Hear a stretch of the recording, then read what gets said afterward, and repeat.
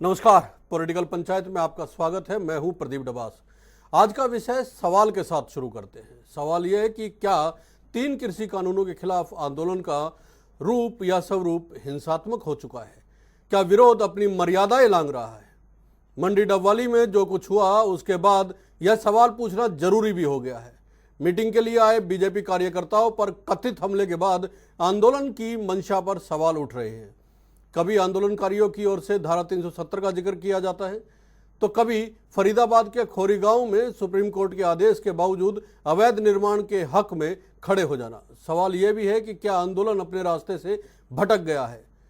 अब 8 जुलाई को देश भर में पेट्रोल और डीजल की कीमतों के खिलाफ आंदोलन का ऐलान किया गया है। 22 जुलाई को विभिन्न संगठनों के करीब 200 लोग रोजाना संसद के समक्ष प्रदर्शन करेंगे। उधर सरकार साफ कर चुकी है कि 3 कानूनों को वापस लिए जाने की मांग को छोड़कर बातचीत के लिए आगे आए आंदोलनकारी।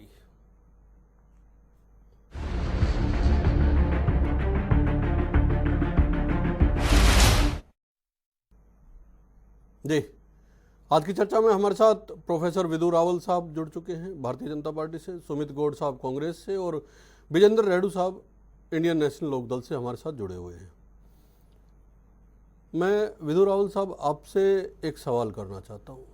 ये इस तरह से जो आंदोलन लगातार इसका स्वरूप बिगड़ता जा रहा है, हिंसात्मक होता जा रहा है, या फिर बीजेपी कार्यकर्ताओं या नेताओं और किसानों के बीच का ये जो संघर्ष है, ये खत्म करने के लिए प्रयास भी होने चाहिए थोड़े से। निश्चित तौर पर प्रयास होने चाहिए। हर प्रकार के संघर्ष को खत्म करने के लिए, गतिरोध को खत्म करने के लिए प्रयास होने चाहिए।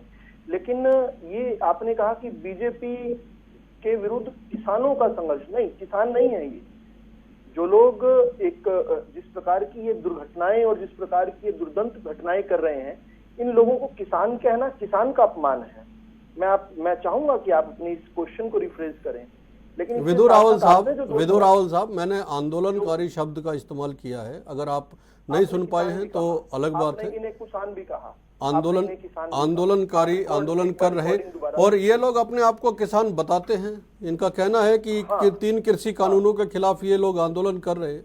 जवाब इस बात का होना चाहिए कि क्या ये संघर्ष खत्म होना चाहिए? क्या इस तरह की परिस्थितियां खत्म होनी चाहिए? आपने 2 सवाल उठाए अपने शुरू में ही कि क्या ये 3 कृषि कानूनों का के विरुद्ध जो ये आंदोलन खड़ा हुआ था, क्या ये अपना स्वरूप बदल चुका है? क्या इसका स्वरूप हिंसात्मक हो चुका है? दूसरा आपका सवाल था कि क्या ये आंदोलन अपना रास्ता भटक चुका है? इसके साथ साथ 3 सवाल मैं आपको देता हूं, आपके माध्यम से, आपके पैनलिस्ट से जो है आपके दर्शक समझ पाएंगे। क्या ये जो डंडा तंत्र है, क्या ये लोकतंत्र का विकल्प हो सकता है? क्या ये जो भीड़ तंत्र है, क्या ये लोकतंत्र का विकल्प हो सकता है? क्या ये जो गुंडा तंत्र है, क्या ये लोकतंत्र का स्वरूप हो सकता है? मेरे तीनों सवाल इसलिए प्रासंगिक हैं क्योंकि जब भी कोई इस प्रकार का ये कांड करते हैं तो अपने आप से पल्ला झाड़ लेते हैं। 26 जनवरी पर पहले सारी एजेंसियां इनको कहती रही कि भाई ये ठीक नहीं रहेगा, इनको कहते जी हम करेंगे परेड, ऐसी ऐतिहासिक निकालेंगे कि वो इतिहास बन जाएगी, उसको सारी दुनिया देखेगी। और उसके बाद जो कुछ हुआ लाल किले पर, हम और आप सब जानते हैं। जिस प्रकार बंगाल की लड़की के साथ वहां पर उस महिला के साथ जिस प्रकार का इन लोगों ने जो दुर्दंत काम किया, जिस प्रकार का इन लोगों ने दयनीय राक्षसी काम किया, उसके बाद ये कहते हैं हम नहीं थे वहां पर। जिस प्रकार से पंडित मुकेश मुदगिल के ऊपर जो इन्होंने काम किया, उसके बाद कहते हैं हम नहीं थे उसमें। अब ये जो डबवाली वाला मामला है, इसमें भी फिलहाल तो कह रहे हैं हम नहीं थे, लेकिन कल को जब पुलिस कार्रवाई करेगी तो सबसे पहले ये पहुंच जाएंगे। जिस प्रकार लखा सिंह सरधाना के लिए, जिस प्रकार दीप सिद्धू के लिए इन लोगों ने 70 वकील खड़े किए थे उनकी जमानतों के लिए, जिस प्रकार से झज्जर के अंदर इन लोगों ने गुंडागर्दी की थी, पहले हाथ झाड़ लिए और बाद में फिर उसके लिए धरना भी किया। प्रोफेसर विदु रावल साहब, सवाल सिर्फ इतना है कि क्या इसका समाधान होना चाहिए? प्रयास किए जा रहे हैं सरकार की ओर से, वो जरा लोगों को आप बताएं, जरा दर्शकों को बताएं कि प्रयास किए जा रहे हैं तो कैसे प्रयास किए जा रहे हैं? लोकतंत्र में समाधान के रास्ते पर चलना चाहिए, टकराव के रास्ते पर नहीं चलना चाहिए। भाजपा की सरकार लगातार समाधान के लिए प्रयासरत है। 11-11 दौर की वार्ता हुई है। इसके बाद भी देश के 11 दौर तो प्रधानमंत्री जी ने कहा 22 है- जनवरी को हो चुके हैं साहब। 22 जनवरी के बाद तो आज जुलाई की 7 तारीख है। प्रदीप जी, ब्यौरा आप मुझसे मांग रहे हैं लेकिन उत्तर आप देने की कोशिश कर रहे हैं, ऐसा कैसे हो सकता है? मैं तो सवाल पूछ रहा हूँ। 11 दौर तो 22 जनवरी को खत्म हो गए सर। 22 जनवरी के बाद 26 जनवरी हुआ। 26 जनवरी को कांड किया इन लोगों ने, लाल किले पर जाकर देश को शर्मसार किया। उसके बाद भी प्रधानमंत्री जी ने, देश के प्रधानमंत्री जी ने बड़े दिल के साथ कहा कि कोई बात नहीं, आप किसान नाम का जो एक आपने जो चोला ओढ़ रखा है, हम केवल इसका सम्मान करते हैं और ठीक है, हम आपके पास जो है आपसे बात करने के लिए फिर भी तैयार है। मैं आपसे एक फोन कॉल दूर हूं। देश के कृषि मंत्री जी कह चुके हैं, 2 बार कह चुके हैं कि मैं आपके पास आधी रात को आकर भी वार्ता करने को तैयार हूं। लेकिन दूसरी तरफ इनके एक के बाद उकसावे के बाद स्वामी इंद्र जी हमारे साथ जुड़ चुके हैं भारतीय किसान यूनियन की ओर से। स्वामी इंद्र जी, विदु राहुल साहब से तो जब सवाल पूछते हैं तो उनको ये लगता है कि सवाल पूछा ही क्यों गया है, लेकिन जवाब तो देना पड़ेगा, जवाब आपको भी देना पड़ेगा। स्वामी जी, अगर आंदोलन का स्वरूप यही रहेगा तो लोग क्यों भरोसा करेंगे, क्यों आपके साथ जुड़ेंगे?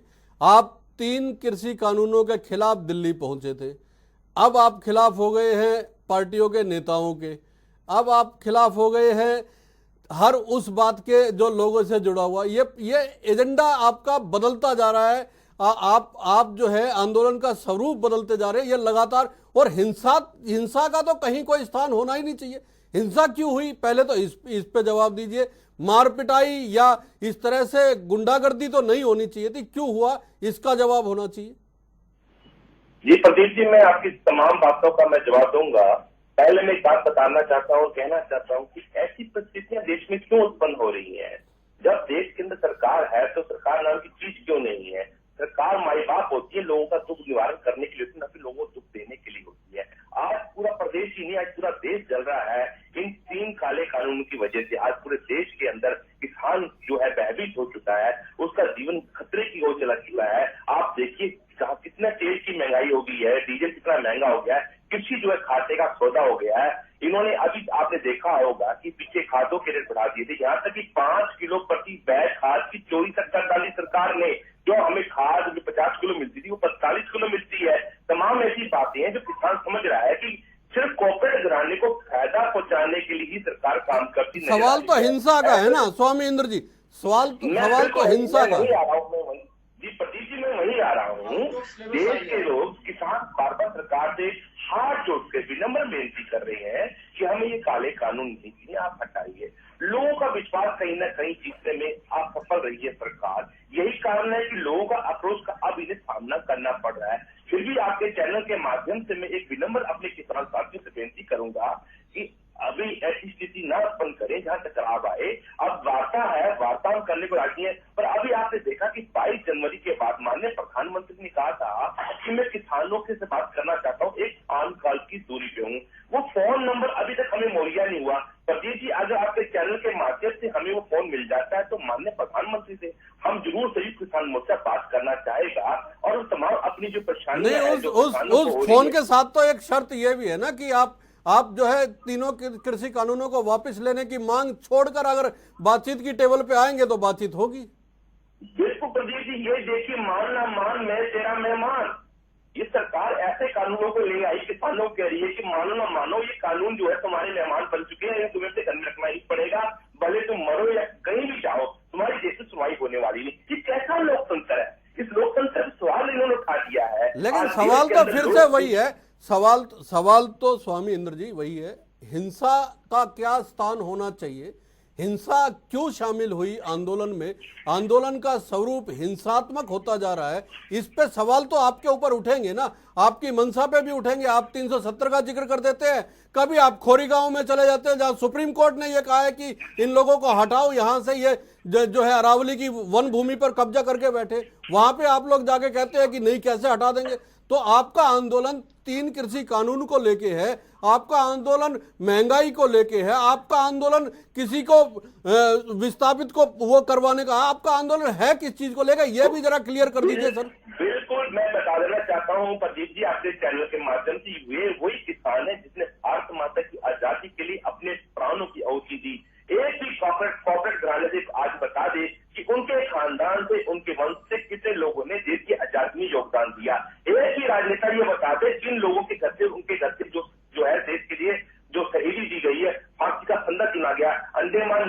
बिहार की जेलों के अंदर किसानों के तरफ से 90% फांसी के फंदे उनको मिले। किसानों ने देश की आजादी की लड़ाई लड़ी। सवाल तो ये है ना कि क्या लोग- भटक रहा, वो तो पुरानी बातें होगी ना। वर्तमान में सवाल सिर्फ इतना है स्वामी इंद्र जी कि क्या भटक रहा है। सुमित गौड़ साहब, भटके हुए आंदोलन का समर्थन कर रहे हैं आप लोग? डबास साहब सुन पा रहे हैं आप? बिल्कुल सुन पा रहा हूं, बोलिए सर। डबास साहब नमस्कार। नमस्कार सर। डबास साहब, ये आंदोलन एक भटका हुआ आंदोलन नहीं है। ये आंदोलन न्याय की मांग को लेकर है।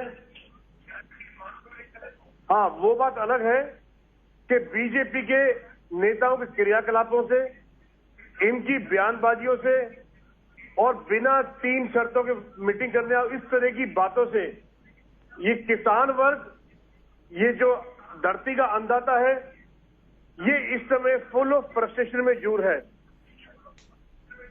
और फ्रस्ट्रेशन में आना स्वाभाविक है। हम उसमें इनकी कमी निकालें वो भी गलत होगा। जितने महीनों से ये यहाँ, दिनों से यहाँ बैठे हैं, उतने मिनट भी बीजेपी का एक भी नेता, एक भी कार्यकर्ता इस भरी दोपहरी में बैठ के दिखा दे। और जैसा आपने कहा, जो भी हाथापाई हुई, जो भी बीजेपी के कार्यकर्ताओं के साथ जो हुआ, मैं मानता हूं कि वो गलत है, लेकिन इस गहराई में भी जाने की जरूरत है, आवश्यकता है कि आखिर ऐसा हुआ क्यों।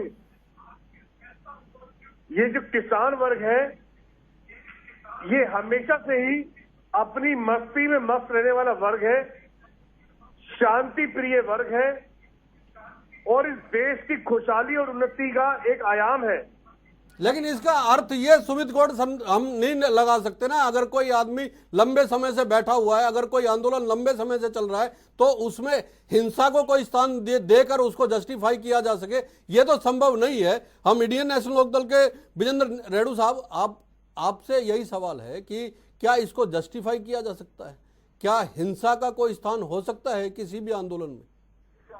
प्रदीप जी, सबसे पहले आपको मेरा बहुत बहुत नमस्कार और सभी श्रोता और दर्शकों को भी नमस्कार जी सर।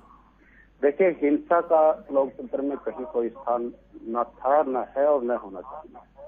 हिंसा बिल्कुल निंदनीय है, लेकिन प्रदीप जी मैं आपको बताना चाहूंगा, हिंसा तो गलत है, लेकिन हिंसा होती क्यों है इसकी बैक को भी समझना जरूरी है। 5 जून 2020 को कानून लगाया गया, तीनों कृषि कानून लगाए गए, जो सितंबर 20 में पास हुए राज्यसभा और विधानसभा में। 5 जून से पंजाब में आंदोलन शुरू हुआ, नवंबर में दिल्ली पहुंचा, जून से लेकर के जून चली गई, यानी कि लगभग 13 महीने हो चुके हैं और 7 महीने से ऊपर दिल्ली बॉर्डर पर किसानों को हो चुके हैं। आप जरा समझिए कि इतने लंबे से समय से जो आदमी अपनी एक मांग रखे हुए है कि भाई हमारी समस्या सुनो और हमारी समस्या का समाधान करो, तो इतने समय लंबे समय में कहीं न कहीं आदमी जो है वो चिड़चिड़ा तो होता है, ये माननी पड़ेगी बात। और मांग भी क्या है, देखिए किसान कोई बड़ी मांग नहीं मांग रहा है प्रदीप जी। किसान कहता है कि आप मेरा घर बनवा रहे हो, आप मेरी कोठी बनवा रहे हो, मुझे ये कोठी नहीं चाहिए भाई, मैं अपनी झोपड़ी में रहना पसंद करता हूँ, तो क्यों आप उसकी जबरदस्ती कोठी बनवाने का काम कर रहे हो। किसान पहले की व्यवस्था से संतुष्ट है, आड़तियों के साथ संतुष्ट है, मंडियों के एपीएमसी में संतुष्ट है, तो क्यों आपने उनके लिए। लेकिन रेणु साहब, भारतीय जनता पार्टी तो ये कह रही है कि ये कुछ ही किसान है जो कोठी नहीं चाहते हैं, बाकी सब तो चाहते हैं। ये कुछ ही लोग बैठे हैं जिनको कोठियां नहीं चाहिए, जो झोपड़ी में रहना चाहते हैं, ये कुछ ही किसान है। जी, ये कुछ किसान है, ज्यादा किसान झोपड़ी में रहना चाहते हैं, कुछ ही किसान हैं जैसे कि वो कभी मुख्यमंत्री को जाकर समर्थन देते हैं और कभी जो है ना प्रधानमंत्री को जाकर समर्थन देने की घोषणा करते हैं। वो है कुछ किसान जो कोठियों में रहना चाहते हैं, लेकिन बाकी तो 90% किसान झोपड़ी में ही रहना पसंद करता है। विदु रावल साहब, सीधा सा सवाल आपसे ये है कि आपने जानबूझ के किसानों को उनके हाल पे छोड़ दिया ताकि वो फ्रस्ट्रेट हो, वो कुंठित हो। मेरी बात पूरी नहीं है। जी बोलिए। अब हाँ, मेरी बात पूरी नहीं हुई है, तो इस प्रकार से जबरदस्ती ये थोप रहे। फिर भी मैं ये कहना चाहता हूँ, अगर सरकार कहते कि हमने 11 दौर की इनके साथ मीटिंग की इनकी समस्या का समाधान करने के लिए, अब मुझे जो है ना मोटरसाइकिल चाहिए, और पिताजी कहते हैं भाई मोटरसाइकिल में छोड़ के तू और अपना गुजर बसर कर ले, कुछ मांग ले, मुझे जाना तो पढ़ने के लिए कॉलेज में, मुझे मोटरसाइकिल चाहिए। और वो कहते हैं कि नहीं मोटरसाइकिल ही मैं तेरे लिए 2 ड्रेस बनवा देता हूँ, तो उसका क्या फायदा हुआ भाई साहब? आप मेरे को समझाइए। किसान कहता है कि ये 3 कानून वापस ले लो। मैं ये कहता हूँ, मेरा सुझाव है अपना, ये भाजपा के प्रवक्ता जी बैठे हैं और निवेदन है कि मेरी बात अगर हो सके तो आप पहुंचाना। मैं एक सुझाव देता हूँ उसके समाधान का। आप जो है किसानों की कंडीशन मानिए और अपनी कंडीशन छोड़िए, क्योंकि बड़े को झुकना अच्छा लगता है। किसानों लो जी, ये बड़ा सुझाव है कि बड़े को झुकना अच्छा लगता है। जो है आप किसानों की कंडीशन मानिए और अपनी छोड़िए। बड़े झुके खड़े हैं और बड़ा तो इस देश का अन्नदाता है, और वो अन्नदाता भी इन लोगों की हरकतों को बड़े गौर से देख रहा है। बैठिए, वो देख रहा है कि किस प्रकार चंद गुंडे अन्नदाता का नाम लेकर अन्नदाता को बदनाम करते हुए किस प्रकार से उसके हितों के घात करने के लिए आंदोलन चलाए हुए हैं। ये आपके लिए अन्नदाता बड़े गौर से देख रहा है, वो जवाब भी देगा। क्यों नहीं आप उनको समझाने में कामयाब हो रहे हैं? उत्तर प्रदेश के अंदर जो चुनाव के नतीजे आए उसको देख लिया। किसान उठाता है कि हमें डर है एपीएमसी खत्म हो जाएगी। किसान का ऑब्जेक्शन है कि नहीं, चुनाव इस चीज का क्राइटेरिया नहीं हो सकता विदुर राहुल साहब। चुनाव जीतना और इनकी मांगे जायज है या नहीं जायज है, इन दोनों में बहुत अंतर है। आप इसको जोड़ के नहीं कह सकते कि चुनाव जीत के, इस तरह तो आप हार के भी आए हैं। चुनाव जीतना हारना इस चीज का पैमाना नहीं हो सकता है। चुनाव जीतना एक अलग बात है सर, किसान के अलावा दूसरा वर्ग है। रेणु साहब, मैं एक बार जवाब ले लेते रेणु साहब जवाब ले लेते। बोलिए विदुर राहुल साहब। बात अधूरी है प्रदीप जी, प्लीज। जी, इन्होंने कहा जी कि झोपड़ी में किसान रहना चाहता है, उसके लिए कोठी क्यों बनाई जा रही है। ऐसा है कि जो लोग झोपड़ी में रहना चाहते हैं, इनकी शब्दावली को ले रहा हूँ, जो लोग झोपड़ी में, उनसे झोपड़ी नहीं खोजी जा रही है। लेकिन कुछ लोग जो कि प्रगतिशील है, जो कि कोठी बनता देखना चाहते हैं, उसमें रहना चाहते हैं, उनकी कोठी का विरोध ये लोग क्यों कर रहे हैं? वो किसान है, कुछ प्रगतिशील किसान जो अपनी दयनीय स्थिति से बाहर निकलकर देश की समृद्धि में योगदान देना चाहते हैं, खुद समृद्ध होने चाहते हैं, खुशहाल होना चाहते हैं। मोदी सरकार उसके लिए संकल्पित है, मनोहर लाल सरकार उसके लिए संकल्पित है, वो कुछ काम कर रही है। इनसे मैं आपके माध्यम से आज फिर दोबारा सवाल पूछता हूं कि ये मुझे ये तो बता दें, इस पूरे 3 कानूनों को, जिनको ये काला, पीला, नीला, हरा, गुलाबी कहते फिरते हैं, उनमें कोई भी एक ऐसा तो बता दें जो मजबूर करता हो किसी को पुरानी व्यवस्था छोड़ने के लिए। कोई भी नहीं है। ये ऐच्छिक कानून है, ये विकल्प देने वाले कानून। और विकल्प किसके लिए है? जो कि प्रगतिशील हो, किसान हो, जो कि चाहता हो कि उसकी आय बढ़े और सही तरीकों से बढ़े। जवाब ले लेते स्वामी इंद्र जी से। स्वामी इंद्र जी, लुटेरों द्वारा जिस प्रकार से दशकों तक किसान को लूटा गया है, मैं जवाब ले लेते हैं स्वामी इंद्र जी से, जवाब ले लेते हैं भारतीय किसान यूनियन से। जी, मैं आपके माध्यम से पूछ रहा था, 5 बिंदु बताएं, सिर्फ 5 बिंदु कि इसमें किसान का क्या फायदा होने वाला है। मैं बताता हूँ, पहला जो इन्होंने कानून किया है, जो पहले काला बाजार को रोकने का कानून था, आज वो काला बाजार को बढ़ावा देने का कानून बन गया है। और दूसरी बात ये है कि किसान की जो ये क्या बोल रहे हैं साहब, आप सवाल पूछ रहे हैं, उत्तर तो ले लीजिए। आपका गीत पूरा हो गया, 5 बिंदु बताइए। मैं बताता हूँ। इस बात का डर आप निकाल दीजिए ना किसान के मन से, ये डर निकल जाएगा। ये किसान मेरे बात पास मान लेगा, जो उसके बाद अनुमति है क्या 5 बिंदु बताने की? आप उस डर को बोलिए रेणु साहब सुन लेते हैं, 5 बिंदु इनके सुन लेते हैं। मेरे हाथ में 5 बिंदु इनके सुन लेते हैं, फिर उसके बाद बात करते हैं। मेरे हाथ में कृषक कीमत आश्वासन बात विदुर राहुल साहब, 2020 है। बात यह है कि इन 5 बिंदु 10 बिंदुओं पे बातचीत तो आपकी और किसान संगठनों के बीच की लगातार होती रहती है। सवाल तो ये है ना साहब, आप अपने बिंदु बताते हैं, वो अपने बिंदु बताते हैं, और उसके बाद बातचीत वहीं रह जाती है। कोई एक पॉइंट तो ऐसा आएगा जिस पे बातचीत आगे बढ़ेगी। बोलिए, सुनना ही नहीं चाहते हैं। बोलिए आवाज सुनना ही नहीं चाहते हैं। बोलिए सर। 50 बिंदु गिनवा सकता हूँ, 5 कहे, 5 तो गिनवाने दीजिए। आप जल्दी से गिनवाइए फिर। जी, ये कृषक कीमत आश्वासन एवं कृषि सेवा पर करार विधेयक जो 2020 है, मेरे हाथ में है। ये कहता है, इसके अंदर कहीं पर भी ऐसा नहीं लिखा कि एपीएमसी मंडी बंद हो जाएगी। इसके अंदर साफ तौर पर लिखा है कि कृषक अपनी फसल का अपनी मर्जी के रेट से, अपने मर्जी के बाजार में या अपनी मर्जी के स्थान पर जहां उसको ज्यादा रेट मिलता हो वहां बेचने को स्वतंत्र है। यानी मंडी के अंदर सरकार उसकी फसल खरीदेगी, मंडी से बाहर यदि उसको कहीं बाहर अच्छा दाम मिलता है, जैसे सरसों का दाम मिला इस बार, जिस प्रकार से इस बार हमने दालों का दाम देखा, अच्छे दाम मिले हैं, तो इस प्रकार का अगर कोई लेना चाहे तो उस पर ये उसका अड़ंगा क्यों लगाना चाहते हैं? क्यों चाहते हैं कि मंडी के अंदर केवल कुछ लोगों की मोनोपोली रहे? दूसरा बिंदु इसमें यहाँ पर मेरे हाथ में कॉन्ट्रैक्ट एक्ट में जो संशोधन किया गया है वो है, उसमें साफ तौर पर सेक्शन 8 क्या कहता है उसको पढ़िए एक बार। सेक्शन 8 कहता है कि आज से पहले तो कुछ भी होता रहा हो, लेकिन इस कानून बनने के बाद कृषक की भूमि को कोई भी उसका स्वामित्व नहीं बदल सकता। यानी करार जो है वो फसल और कॉन्ट्रैक्टर के बीच में है, जमीन और कॉन्ट्रैक्टर के बीच में नहीं है। और इसी का सेक्शन 14 क्या कहता है? सेक्शन 14 कहता है कि अगर कृषक अपने करार को पूरा करने में कहीं पर उससे चूक हो जाए तो क्या होगा? तो कृषक जो कॉन्ट्रैक्टर ने रकम लगाई हुई है केवल उतनी रकम ही वसूल कर सकता है। लेकिन अगर कॉन्ट्रैक्टर अपने करार को पूरा करने में चूक जाए या कोई बेईमानी कर दे तो कृषक को अधिकार है 1.5 गुना ज्यादा लेने का। मैं जल्दी से तीसरा कानून बताता हूं, आवश्यक वस्तु संशोधन विधेयक 2020। ये क्या कहता है? एसेंशियल कमोडिटीज एक्ट में जो संशोधन हुआ, ये कहता है कि आज से पहले जिन लोगों से ये नफरत करते हैं वो कुछ कोऑपरेटर के पास ही केवल लाइसेंस लेकर भंडारण करने का अधिकार था। लेकिन ये कानून क्या कहता है? ये कानून कहता है कि कोई भी प्रदीप डबास, कोई भी स्वामी इंद्र, कोई भी सुमित गौड़, कोई भी विजेंद्र रेड्डू, कोई भी विधु रावल बिना किसी लाइसेंस के अपनी मर्जी से भंडारण कर सकता है। तो ये तो उल्टा उन कॉर्पोरेटर्स के खिलाफ है।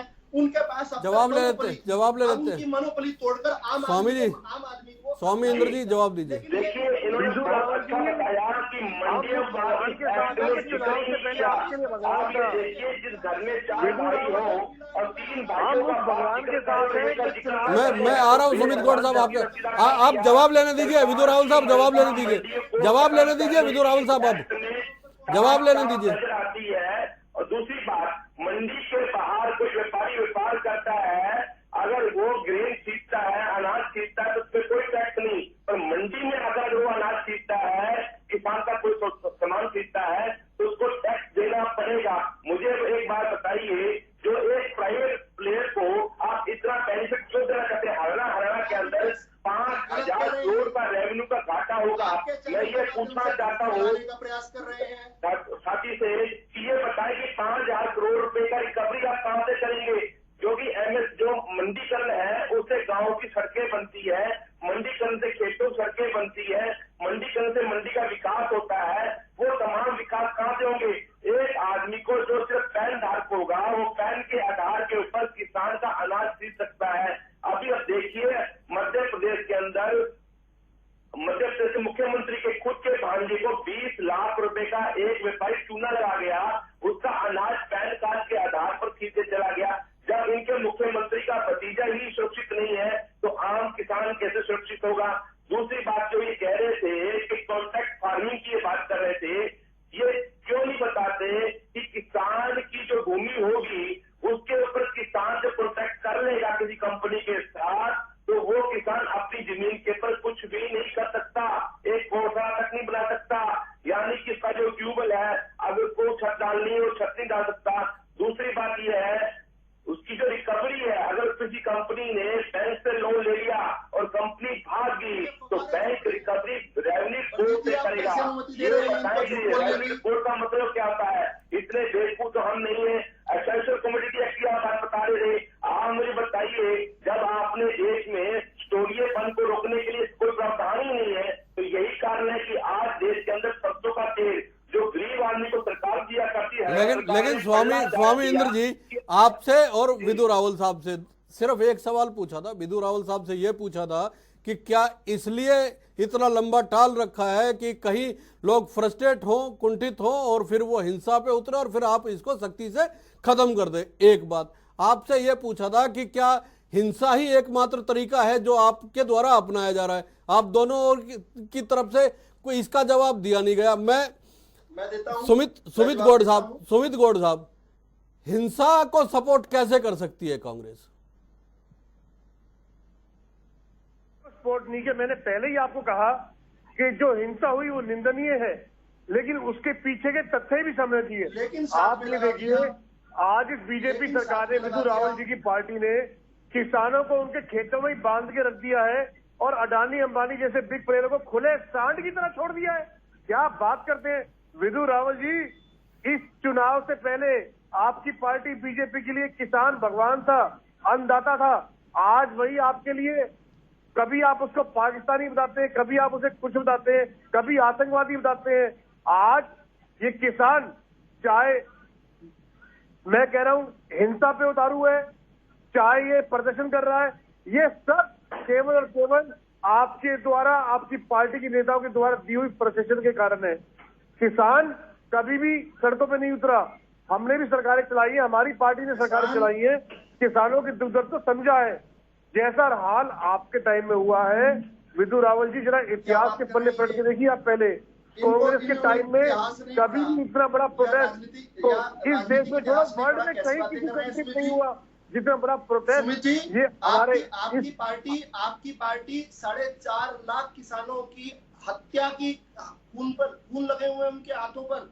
उन्होंने 4.5 लाख किसानों को आत्महत्या के लिए मजबूर किया आपकी सरकार ने। चौधरी भजनलाल जी जब मुख्यमंत्री थे, कांग्रेस सरकार हजारों करोड़ बिलों के बिल माफ किया, बैंक से कर्जे माफ किए। कांग्रेस पार्टी की तो आप उंगली का भी उतारना नहीं कर सकते। राजनीतिक क्षेत्र में आए हैं क्या? चलो फिर अभी नई सीखा है अगर आप ठीक कह रहे हैं तो ऐसे प्रदर्शन कांग्रेस के टाइम में क्यों नहीं हुए? कि सुमित ऐसे अडानी अंबानी कांग्रेस के टाइम में क्यों नहीं किसानों पर गोलियां चलवाई है? महंगाई आप पे काबू नहीं होती, क्राइम आप पे काबू नहीं होती, जीडीपी आप पे काबू नहीं हुई, आप पे काबू क्या हो रहा है? कांग्रेस पार्टी ने केवल अडानी अंबानी जैसे लोगों की कठपुतली करके आपके नेता रह गए। किसानों का शोषण किया है कांग्रेस ने। कैसे एक के बाद एक 30 आपने कहा कोई ऐसी बने हो? महंगाई कहाँ देखा आपने? पेट्रोल डीजल सेंचुरी बना दिया। कहाँ कांग्रेस के टाइम में 50 लाख रुपए होता था? आपकी स्मृति ईरानी, अमित शाह जी, राजनाथ सिंह जी सड़क के ऊपर उसको 4-5 साल तक उस पर बैठे रहे, लेकिन कुछ किया नहीं। ये आपका किसान को समृद्ध करने का इनका कोई योजना नहीं थी, कोई नीति नहीं थी। पार्टी की नीति और नियत राजनीति करते हैं, जनता की समझ आ चुकी है, किसानों की समझ आ चुकी है। रॉबर्ट वाड्रा को आप अपने भी डराते भूलिए। रॉबर्ट वाड्रा और उसके दोस्तों 7 साल हो गए आपकी केंद्र सरकार को और हरियाणा की सरकार को। किसानों आप की किसान वर्ग की संतुष्टि कर पाए। आप आज 7 साल विजेंद्र रेणु साहब, के चोर आप लोग, विजेंद्र रेणु साहब, आप लगातार सपोर्ट करते आ रहे हैं किसान आंदोलन को। आपके एकमात्र विधायक ने इस्तीफा भी दिया। आपको नहीं लग रहा कि जानबूझ के डिले किया जा रहा है, बातचीत करने को लेके जो है वो ढीला रवैया अपनाया जा रहा है ताकि हिंसात्मक हो? आपका भी प्रश्न भाजपा के प्रवक्ता से ही पूछना बनता है, क्योंकि ये सरकार है, सरकार की तरफ से बैठे हैं। तो मैं पहले तो ये कहना चाहूंगा, विधु जी आप धैर्य संयम रखिए ना, और प्रश्नों को सुनिए, उनका जवाब दीजिए। आप गुस्सा ना करें, क्योंकि गुस्सा करोगे तो हमारा कुछ नहीं जाएगा, हम भी आगे से गुस्सा हो जाएंगे तो वो बात नहीं बनेगी।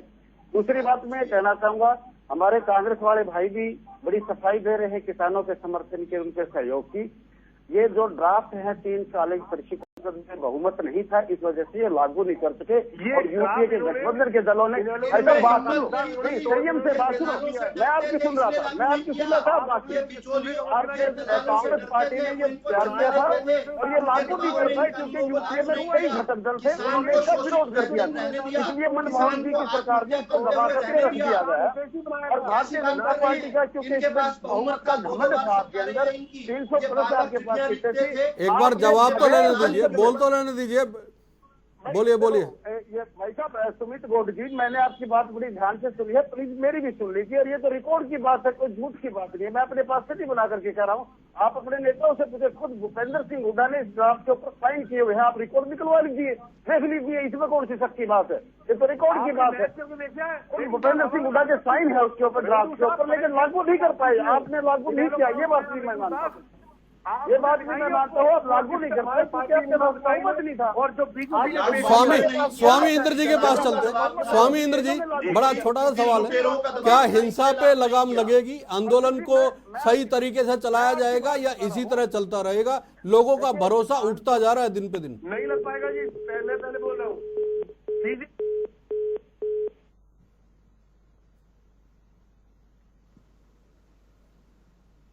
फरीदाबाद, गुड़गांव, फरीदाबाद, करनाल। स्वामी इंद्र जी, आवाज आ रही है आपको?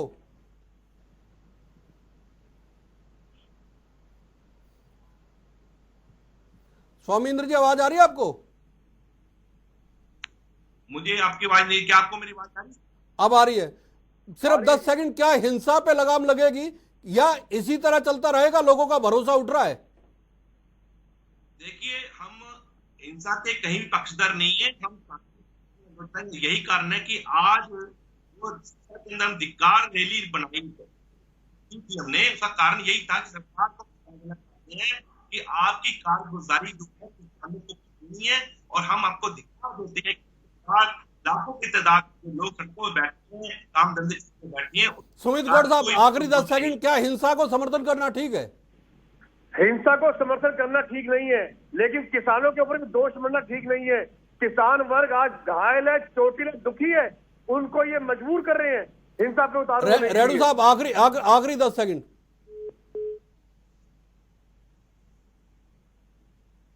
मुझे लग रहा आवाज नहीं आ रही।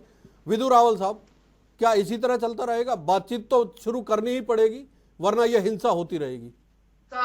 हिंसा को जस्टिफाई नहीं करना चाहिए। मुझसे पहले स्वामी इंद्र जी ने कहा कि स्वामी इंद्र जी ने तो खैर अफसोस ही नहीं जताया बिल्कुल भी, जो ये इन्होंने वहां पर जिस प्रकार की गुंडागर्दी की घटना की। सुमित गौड़ जी ने कहा गलत हुआ, लेकिन के बाद उसको जस्टिफाई करने का प्रयास कर रहे हैं।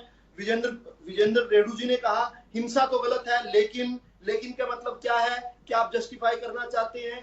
किसी भी प्रकार की गुंडागर्दी की लोकतंत्र में कोई जगह नहीं है, और यहाँ पर देश की, प्रदेश की साइलेंट मेजोरिटी बड़े गौर से देख रही है किस प्रकार आपराधिक प्रवृत्ति के लोगों ने इस आंदोलन को हाईजैक कर लिया है। और अब ये केवल अपराधी लोग, जिनको आसपास के गांव के लोग जानते हैं, जो हिस्ट्री शीटर लोग हैं, वो इस आंदोलन के अंदर बढ़ चढ़कर वहां पर हर प्रकार की दारूबाजी। भारतीय किसान यूनियन का कहना है कि हिंसा का कोई स्थान नहीं है, लेकिन आंदोलन जारी रहेगा। बीजेपी कहती है कि 3 कृषि कानूनों की शर्त छोड़कर आए, उसके बाद बातचीत शुरू होगी। कांग्रेस ने भी आज हिंसा की खिलाफत की है, लेकिन आंदोलन का समर्थन किया है। इंडियन नेशनल लोकदल का भी यही कहना है। देखते हैं बातचीत का सिलसिला कब शुरू होगा। नमस्कार।